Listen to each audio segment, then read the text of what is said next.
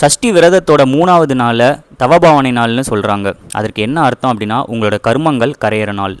நீங்கள் ஃபஸ்ட்டு 2 நாள் சஷ்டி விரதம் கடைபிடிச்சிங்களா? கமெண்ட்டில் சொல்லுங்கள். இல்லைனா டே 1 டே 2 வீடியோவில் சஷ்டி விரத முறைகளும் எந்த மாதிரியான உணவுகள் எடுக்கணுன்றதையும் சொல்லியிருக்கேன். அதோட வீடியோட லிங்க்கை என்னோட கமெண்ட்டில் பின் பண்ணியிருக்கேன், மறக்காமல் செக் அவுட் பண்ணுங்கள். இந்த வீடியோவை சஷ்டி விரதம் எடுக்கிற உங்களோட ஃப்ரெண்ட்ஸ் அண்ட் ஃபேமிலிக்கு ஷேர் பண்ணிவிட்டு மறக்காமல் என்னோடய சேனலை சப்ஸ்கிரைப் பண்ணுங்கள். சஷ்டி விரதத்தோட 3வது நாளான வெள்ளிக்கிழமை இன்னைக்கு உங்களுடைய உடல், மனம், ஆன்மா ஒன்றாக இணையிற நாள். மனசை வெல்றவனுக்கு தான் முருகனோட அருள் கிடைக்கும்.